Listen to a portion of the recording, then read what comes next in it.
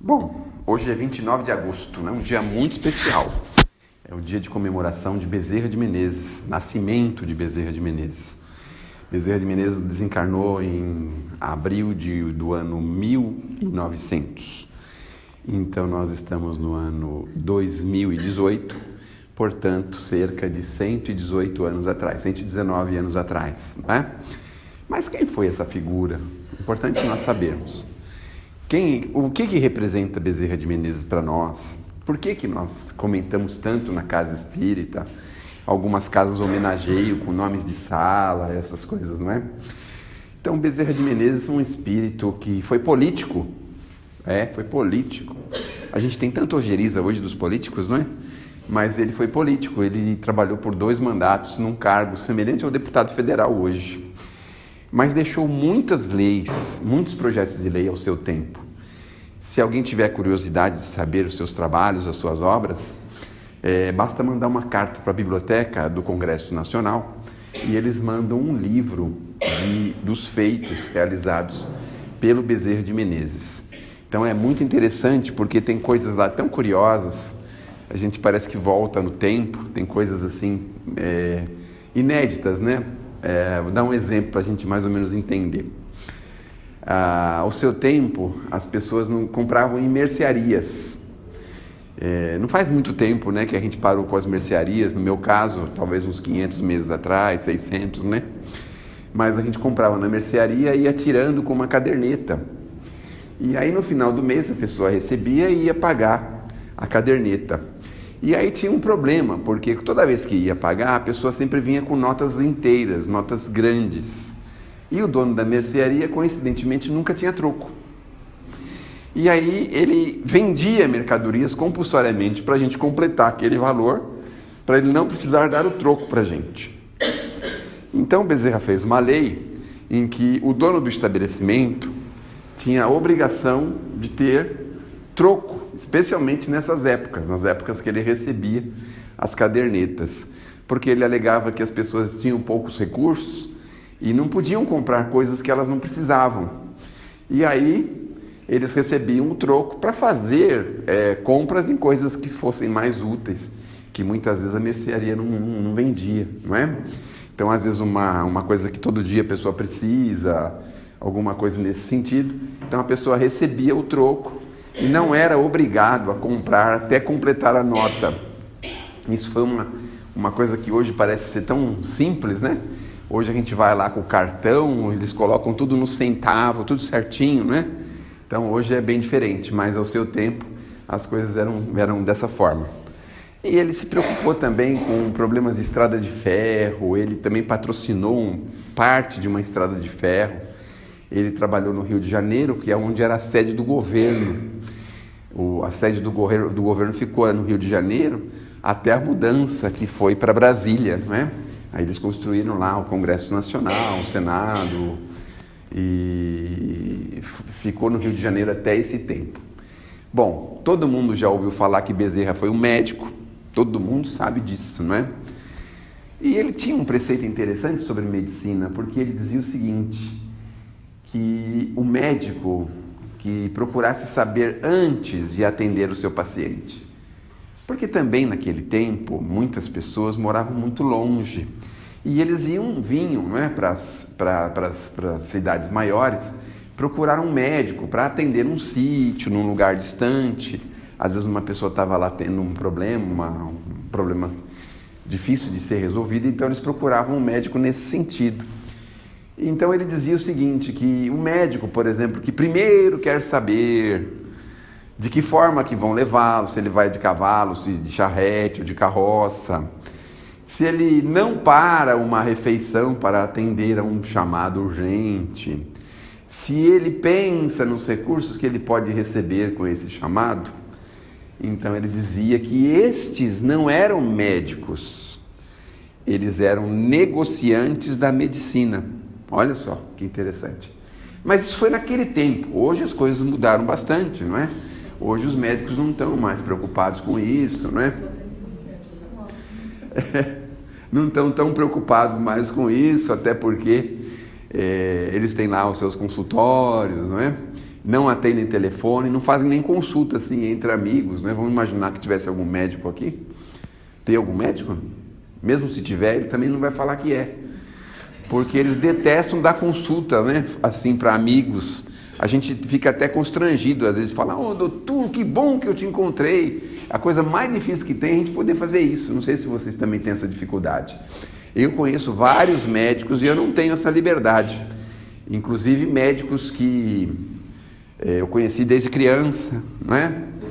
Em que eu fui na formatura, mas mesmo esses a gente não tem essa liberdade de falar, estou com uma dorzinha assim atrás do joelho, o que pode ser? Então mesmo esses a gente não tem essa condição. Mas ao tempo do Bezerra era muito comum as pessoas abordarem na rua, não tinha aquela coisa, hoje os médicos só querem atender num consultório, num hospital, em algum lugar específico, né? E não querem também falar nada sem antes ter posse de um exame, de alguma coisa assim. E naquele tempo era uma medicina muito intuitiva. E é curioso a medicina intuitiva, porque a medicina intuitiva ela está muito associada com os espíritos. Eu não sei se vocês sabem, mas todos os médicos têm um amigo espiritual, que fica ali constantemente com ele. Acontece que alguns, eles fecham tanto esse canal, tanto, que eles não conseguem ouvir, muitas vezes, a indicação que o Espírito está dando para ele. Que não raras vezes é uma indicação que na cabeça dele, na lógica da medicina, não tem nada a ver com o problema.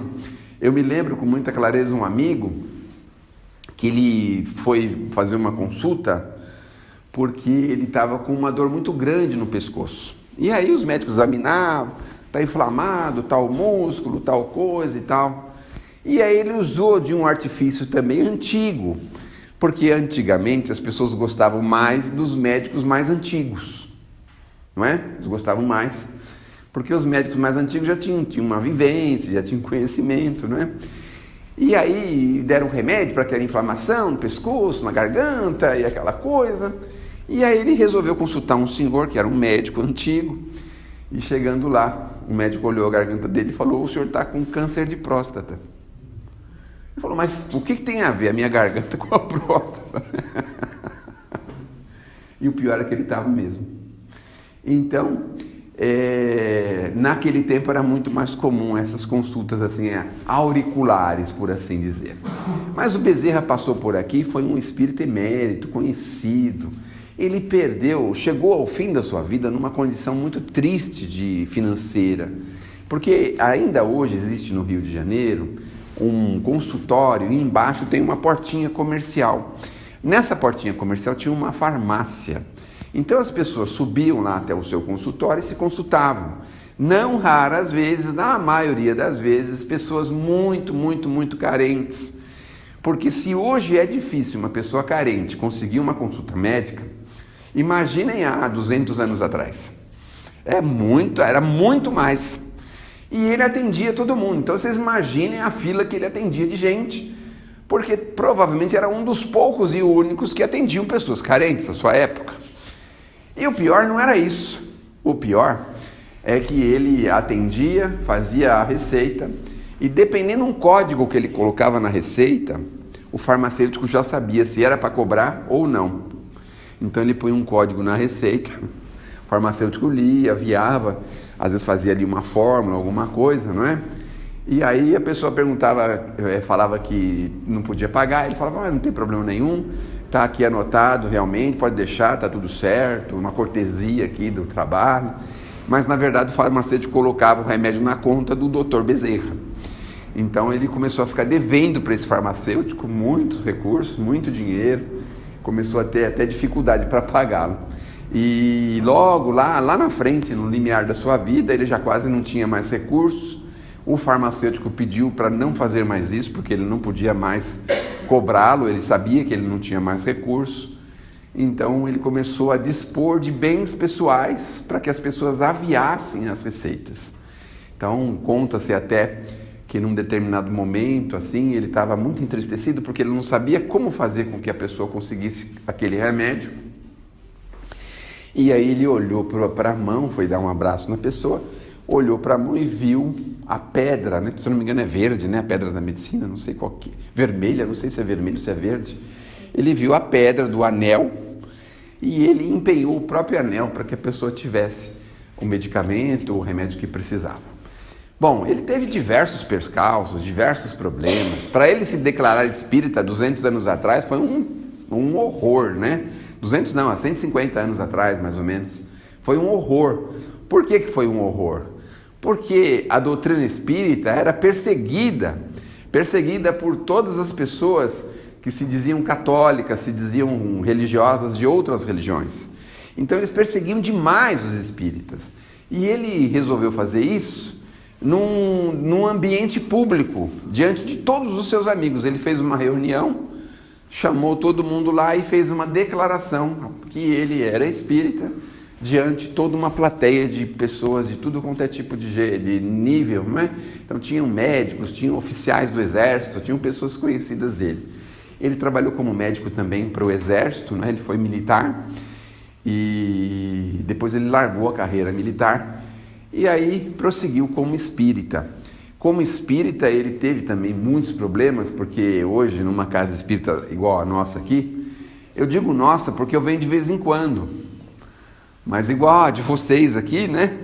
A gente vem, recebe a ajuda, o apoio, mas a gente não tem noção do esforço que se faz para se manter isso funcionando, se possa ligar uma luz e ela acender, não é? A gente possa utilizar o sanitário e apertar o botão lá e o botão funcionar. A gente não faz ideia do esforço que é isso, do esforço que foi para chegar a esse ponto, não é? A condição que nós estamos. Então, é sacrificial sempre para alguma pessoa. E para o Bezerra foi porque era a doutrina espírita nascente, estava iniciando. Ele chegou a trocar cartas até com Allan Kardec. Olha só que interessante, não é? Mandou carta para o Kardec respondeu a carta dele aqui para o Brasil. Então foi uma coisa interessante. Bom, hoje nós temos um impasse entre Brasil e França, né? Na época ele mandou uma carta lá, mas era uma carta mais amistosa, tudo. Dizia que o Brasil era nosso, que não tinha problema para eles ficarem tranquilos, não é? Até porque eles não se interessavam pelo Brasil, porque no Brasil até poucos anos atrás só tinha macaco e descendente de macaco, não é? Gorila e outros bichos mais. Agora que eles entenderam de uns anos para cá que o Brasil tem muito mais do que isso, não é mesmo? E agora o pessoal está meio interessado aqui no Brasil, estão querendo comprar terreno, loteamento, estado, país, estão querendo comprar tudo aí para vir para cá, não é? Estão querendo vir para cá. Bom, então, Bezerra teve situações muito curiosas, muito interessantes. Por exemplo, o irmão dele não se conformou que ele se tornou espírita. Não se conformou de jeito nenhum, porque ele era um católico ferrenho, o irmão dele. E aí eles fizeram uma espécie de uma disputa. Ele combinou com o irmão que qual dos dois chegasse primeiro no mundo espiritual ia tirar a prova e ia esperar o outro para que depois falasse da prova que tirou para o outro. Aí ele disse assim, bom, se você tiver certo, aí lá a gente vai se desculpar e eu vou dar a razão para você. Mas se eu tiver certo, né, aí nós vamos ver como é que nós vamos fazer. Mas isso gerou uma pequena intriga entre os irmãos que ele quis resolver através de uma carta. E ele escreveu uma longa carta para o irmão, enunciando os motivos pelos quais ele se tornou espírita. E aí ele começou a colocar ponto a ponto todos os pontos que levaram ele até a doutrina espírita. E essa carta era tão extensa que gerou um livro. Ele ficou praticamente a noite inteira escrevendo, ficou uma carta enorme. E depois a Federação Brasileira descobriu essa carta e eles fizeram um livreto desta carta, chama Uma Carta de Bezerra de Menezes, da Federação Brasileira. É um livretozinho em que ele manda para o irmão essa carta, explicando lá uma série de motivos pelos quais ele tinha se tornado espírita. Bom, e a doutrina espírita prossegue, né? E prosseguiu. E conta-se até que o Bezerra teve no mundo espiritual uma festa de 50 anos de desencarne. No ano de 1950 fizeram uma festa. Por que vocês pensam que festa só tem aqui na Terra? Tem também no mundo espiritual, tem uma festa. Quando algum espírito sai de lá, que eles falam, ufa, graças a Deus, encarnou, aí eles fazem uma festa. Ou quando ele desencarna, ele chega do lado de lá, né? Dependendo quem é, né? Então, no meu caso, por exemplo, eles fazem uma festa todo ano quando percebem que eu não desencarnei, então continuam felizes. Mais um ano que nós estamos com ele, sem ele aqui, sem perturbar, sem trazer problema, né?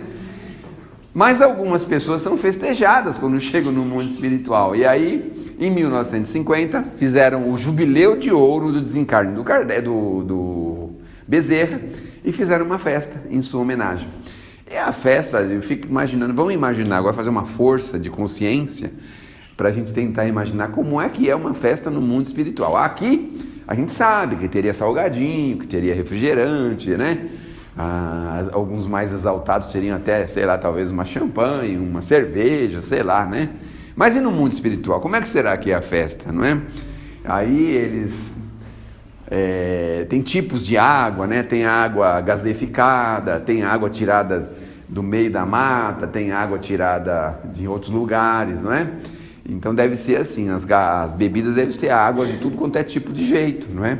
Então deve ser assim, te imagina que seja assim, não é? Bom, eu sei que nessa festa teve uma pessoa que foi convidada aqui da Terra, um encarnado. Na época, em 1950, ele foi convidado. Você está falando com o telefone sem fio?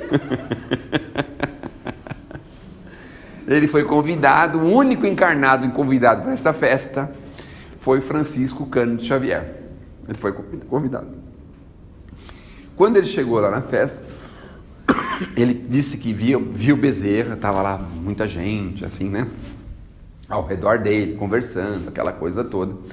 Diz que ele estava com a barba branca e estava com um paletó, assim, de linho, né? A cor de linho meio begezinho, meio branco, né? Mais pro branco, mas estava com um terno, assim, um paletó. E ele tinha uma característica que ele passava muito as mãos, assim, na lapela do terno, né? Do paletó. E o Chico conta que ele estava lá, de repente começou a acontecer um caso interessante. Numa parede assim parecida com essa, começou a surgir umas nuvenzinhas, assim, uns negócios assim meio estranho. Aí foram formando uma nuvenzinha assim. Daqui a pouco surgiu um espírito. Mas um espírito no mundo espiritual? Como que é isso? Nós nunca pensamos nisso, né? Olha só. Então existem níveis de espiritualidade, olha só, níveis. Nós, se a gente vê um espírito aqui, sai todo mundo correndo, arrebenta essa porta com tudo, sai aí gritando, vai para a delegacia, sei lá para onde que vai, né? Mas existem níveis de seres espirituais. E aí materializou, obviamente, um ser que veio de mundos superiores. Olha só. Aí ele veio porque assim... Nós somos constituídos de 3 elementos básicos, que é o corpo, que é esse que a gente está vendo, um elemento intermediário chamado perispírito e o elemento interior, que é o espírito, que é o que nós somos. Dependendo do lugar que nós estamos, o nosso tipo de perispírito é de um jeito. Então nós estamos na Terra, o perispírito da Terra tem uma característica mais grosseira, mas existem perispíritos diferentes de outros planetas, planetas mais evoluídos, mais avançados. Isso não é estranho a gente entender, porque Jesus, quando esteve entre nós, há 2000 anos atrás, ele disse o seguinte: na casa de meu pai há muitas moradas. Ele falou isso. Agora, morada significa que alguém mora, não é isso? Porque se ninguém morasse, não seria morada, né? Na casa do meu pai existem muitos desertos, muitos, sei lá, muitos planetas, muitos mundos. Mas não falavam de morada, mas Jesus não jogava a palavra fora. Então, essas moradas são lugares em que vivem espíritos superiores a nós, que já passaram pelo corpo grosseiro, mas estão já em níveis superiores. Muito bem. Bom, aí esse espírito se materializou e o Chico reconheceu. Ele disse que o espírito era o espírito Celina. E a Celina nada mais é do que uma mensageira de Maria. Ela é um espírito que carrega as mensagens de Maria pela terra, ao redor da terra. É um espírito mensageiro de Maria, mãe de Jesus. E a Celina trouxe um objeto característico com ela. Vocês estão conseguindo alcançar tudo o que está acontecendo nessa festa aí? E aí ela trouxe um pergaminho e desenrolou o pergaminho. E aí todo mundo, silêncio geral. Todo mundo ficou em silêncio para ouvir o que ela ia falar desse pergaminho, que ela foi ler o pergaminho, né? Aí ela disse assim: abriu o pergaminho e foi ler o pergaminho. E o pergaminho dizia assim: Adolfo Bezerra Cavalcante Bezerra de Menezes, Nossa Mãe Santíssima manda lhe dizer que você está autorizado a seguir comigo para mundos superiores. Você não precisa mais reencarnar na Terra. Olha só, puxa vida. E Bezerra escuta aquilo, fica meio assim, né? Começa a lembrar de todo o período que ele ficou aqui, lembrou dos pacientes, das pessoas. Aí parece que ele mergulhou na atmosfera do planeta. Ele parece que ouvia as pessoas meio que lamuriando, chorando. Ele via pessoas em sofrimento, em dificuldades, pessoas vivendo grandes aflições, grandes problemas. E ele, num átimo assim de lucidez, ele meio que abre os olhos mais assim, mais fortemente. E ele fala: Celina, se eu puder ainda pedir alguma coisa para Nossa Mãe Santíssima, eu queria fazer um pedido. Mas qual era o pedido? Todo mundo estava assim, né? Ficou meio emocionante o negócio, estava parecendo meio que uma novela, assim, né? Terminando. Como é que vai terminar, né? Como é que vai ser aí o negócio? O que ele vai falar, né? Eu gostaria de fazer um pedido. Queria pedir à Nossa Mãe Santíssima, porque o Bezerra tinha muita afinidade, ele gostava muito de orar para Maria, ele tinha uma paixão muito grande por conta de ser a mãe de Jesus, não é? De ser a intermediária dos seus pedidos. Ele tinha muita ligação com Maria, assim, espiritual, não é? Então ele disse que queria pedir à Mãe Santíssima que, se ele pudesse ficar na Terra, que ele ficasse até que o último soluço fosse resolvido, até que a última pessoa que sofresse parasse de sofrer. Celina ouviu, ficou meio assim, falou: meu Deus do céu, eu estou querendo tirar o homem de Diadema, levar ele para Alphaville, e ele quer continuar aqui em Diadema, meu Deus do céu. Na divisa de Diadema, né? Aqui é a divisa, né? Jardim Miriam. Ele quer continuar no Jardim Miriam. Eu estou propondo ele levar ele lá para Alphaville, ele quer ficar aqui no Jardim Miriam, meu Deus do céu. E ela ficou surpresa. Ela falou assim: muito bem, rolou o pergaminho, pôs embaixo do braço, eu vou consultar Nossa Mãe Santíssima. E aí sumiu a mulher de repente, assim, um negócio assim, parece coisa de filme. Aliás, se fizesse um filme com essa passagem ia ser muito legal. E aí ela foi para o mundo espiritual superior perguntar para Maria como é que Maria ia se comportar diante dessa recusa. Imagine Maria dar uma autorização para Bezerra e recusa. Que coisa, né? Muito bem. Passado alguns instantes, não se sabe quanto, eu quero crer assim que uns 30 segundos ela volta. Para a gente parece um século, né? Mas 30 segundos no mundo espiritual é um negócio impressionante. Aí ela, de novo, aparece. Fala assim: eu estive com Nossa Mãe Santíssima e ela lhe manda uma resposta. Vocês querem ouvir a resposta agora ou conto na próxima vez que eu voltar? Melhor falar agora. Melhor agora, Lívia? Melhor, né? Melhor. Eu já te conhecia, viu? Antes de você vir para cá, tá? Eu já te conhecia, viu? Aí ela diz o seguinte: a Nossa Mãe Santíssima manda dizer que você está autorizado a ficar na crosta terrestre o tempo que você quiser. Quando você quiser, você pode sair da crosta, que Maria estará com os braços abertos para recebê-la. E aí Bezerra, então, não sai da crosta, continua aqui com a gente. Por essa razão que as casas prestam tanta homenagem, conversam, ele manda recados por diversos médiuns, inclusive médiuns de outras categorias religiosas, e ele é efetivamente um médico espírito e espiritual. É um espírito espírita. Ele usa esse termo, olha só, porque existem espíritos católicos. Vocês sabiam disso? Espírito protestante. Mas o Bezerra é um espírito espírita. Olha só que interessante. Poxa vida, um espírito espírita. E aí ele continua aqui ao nosso redor, trabalhando intensamente pela dor humana, seja nas questões médicas, nas questões emocionais, seja em qualquer questão onde haja um soluço de dor.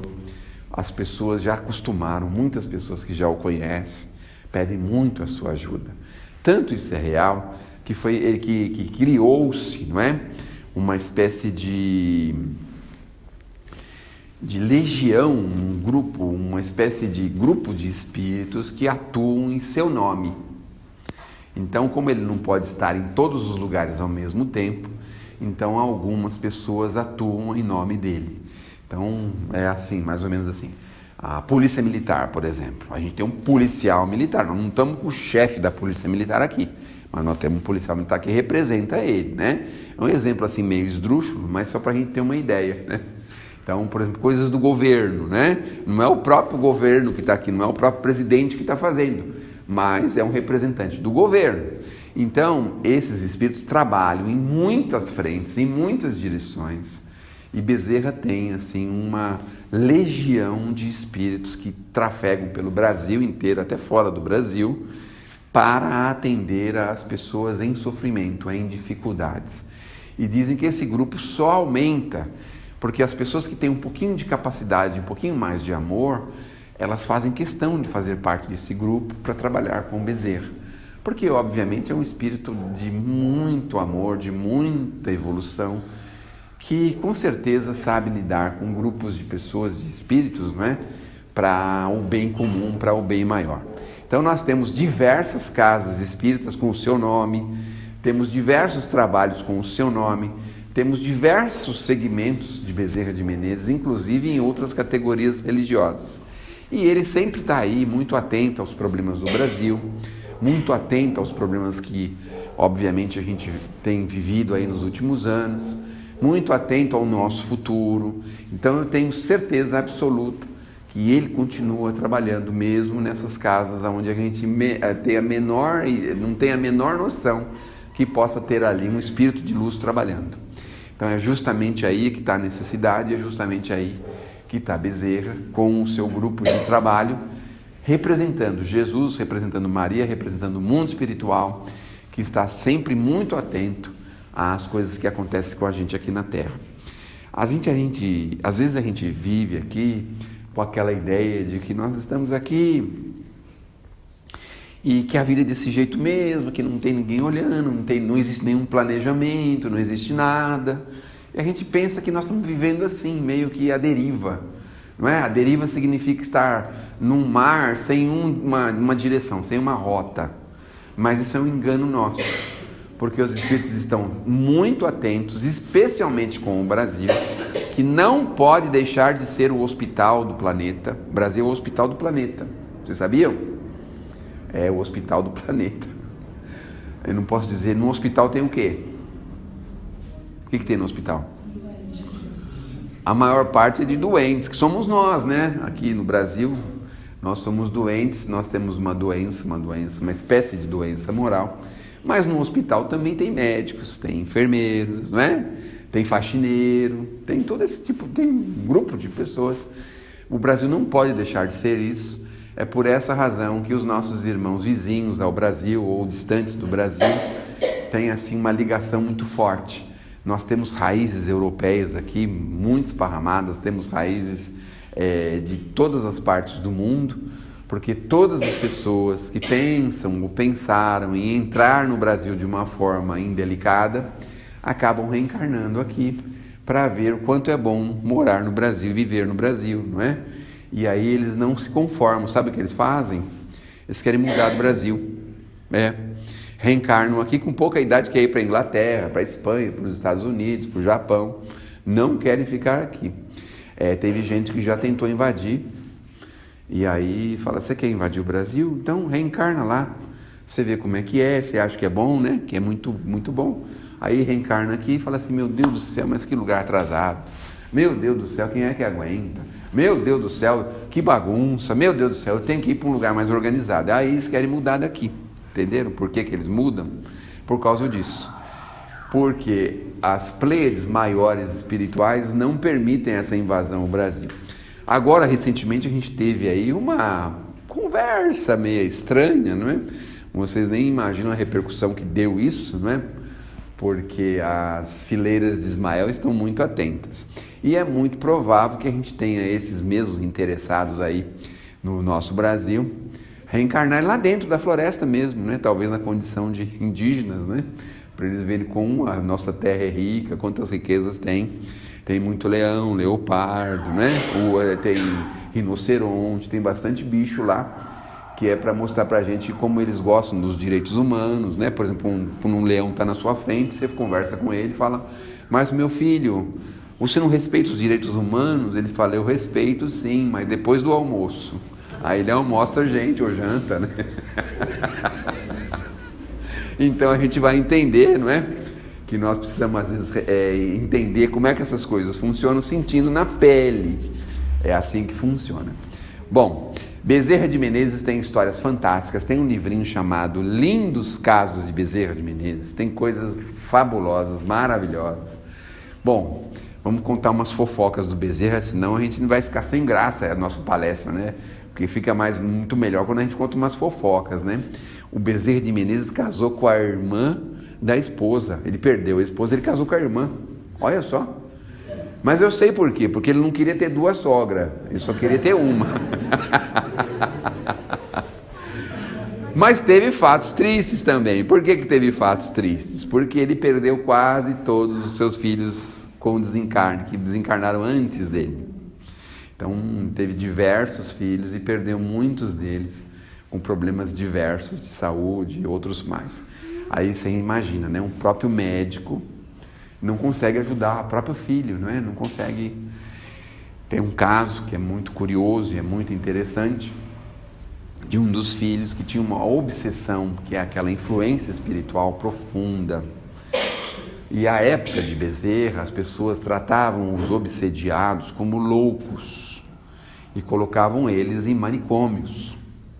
Mas o Bezerra entendeu que o problema do filho era a obsessão, não era loucura. Essa história está relatada num livro. Esse livro se chama Loucura sob um Novo Prisma. É de autoria do Bezerra. E neste livro ele relata o que aconteceu com o filho. O filho tinha um processo profundo de ligação com esse ser espiritual.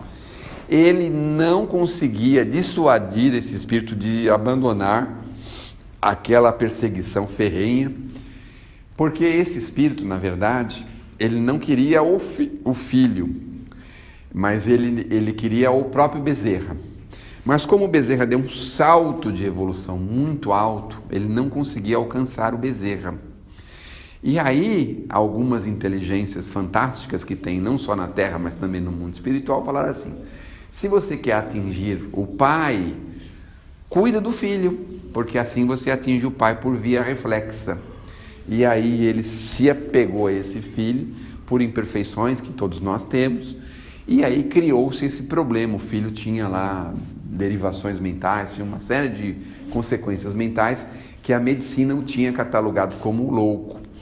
E ele, trabalhando nessa desobsessão, nesse trabalho com esse espírito, ele conseguiu uma proeza. Ao longo de alguns anos, ele conseguiu convencer esse espírito de mudar o seu comportamento. E esse espírito, então, numa determinada ocasião, disse o seguinte: que ele não podia simplesmente abandonar a figura física do filho, porque eles viviam numa simbiose tão profunda, mas tão profunda, que se ele saísse, se esforçasse para sair, era muito provável que o filho viesse ao desencarne.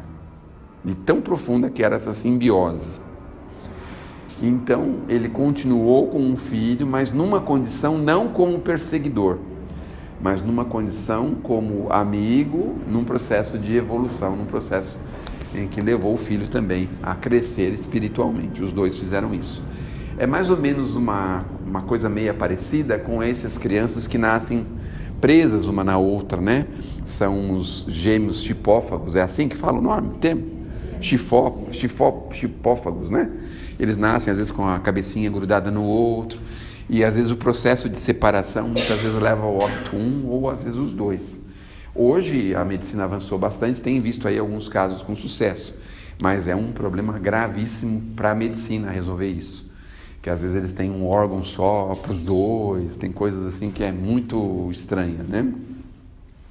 No mundo espiritual também muitas vezes acontecem essas coisas.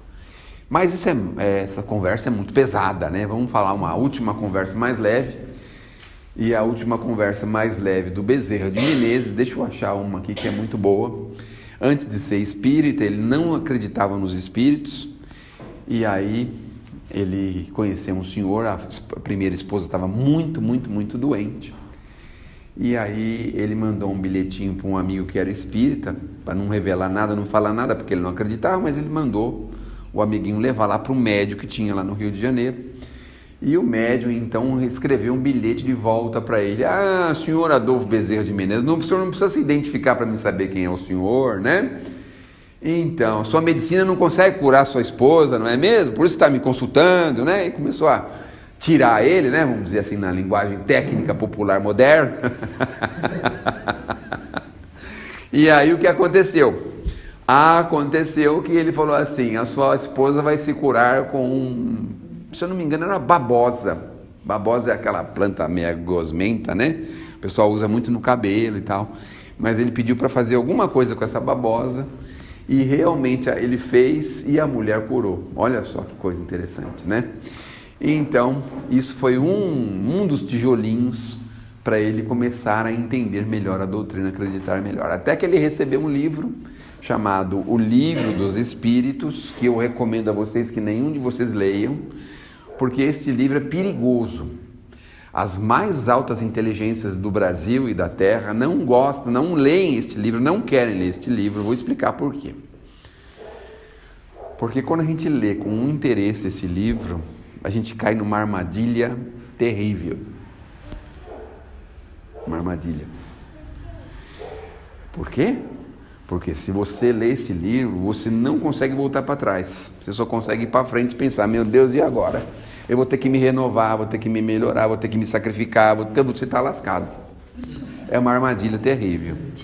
Então eu recomendo a vocês, não querem cair nessa armadilha, não leiam esse livro, tá certo? Porque as mais altas intelectualidades aqui da Terra não leem por causa disso, eles têm medo de ler. E o negócio ser tão envolvente, né? Tão sedutor, que aí as pessoas são obrigadas a fazer isso, né? A encontrarem-se consigo mesmo. Porque até então a gente está dormindo no berço esplêndido da natureza. Mas depois desse livro a gente vai ver que a vida é muito mais do que nós podemos imaginar, não é? Muito mais do que isso. Que Deus nos abençoe, que Jesus nos ilumine, que o nosso irmão maior Bezerra de Menezes possa nos amparar nesta noite e que possamos sair daqui melhores do que chegamos. Muito obrigado. Uma poesia? Dá tempo, Bentão? Uma poesia? Eu vou fazer uma poesia que é uma adaptação para o Bezerra, tá bom? Então é mais ou menos assim. Foi Jesus Cristo quem disse, sob a inspiração de Deus: vai, Bezerra de Menezes, à terra e salva os filhos meus. Tira o povo da heresia, a minha doutrina amplia. Cumpre lá uma antiga profecia que eu fiz perante os judeus. Como lá na dura Judéia, não temas tua missão. O Espírito da verdade, outros tantos, serão teus anjos guardião. Aumenta as glórias no céu, destrói na terra esse véu que esconde o sol da razão. E o apóstolo dileto despediu-se de Jesus, e como um côndor fantástico, mais veloz que a própria luz, ao lado de outros heróis, como ele mesmo faróis, passou por milhões de sóis, e no Ceará, na cidade de Riacho do Sangue, começou a ver a sua cruz. Existem mais uma centena de detalhes de Bezerra, que obviamente, pelo ritmo que eu empreendi aqui com vocês, aliás, eu só empreendi esse ritmo porque eu estou lutando aqui entre a vida e a morte, tá certo? Porque eu não consigo respirar direito, então eu estou lutando aqui para me ficar de pé, porque já pensaram, eu ter um piripaque aqui, aí vai sair no jornal amanhã o quê? palestrante morreu no meio da casa espírita. Já pensaram que escândalo vai ser para a doutrina espírita? Então, estou me mantendo aqui, sobrevivendo, porque se eu desencarnar no ônibus é um lugar comum para as pessoas morrerem, no metrô, né? Então é mais fácil. Então foi por isso. Eu podia ter empreendido um ritmo muito mais frenético, mas hoje eu não tive condição de fazer isso, tá bom? Quem sabe numa próxima oportunidade a gente conta mais alguns causos do Bezerra. Muito obrigado. Obrigado.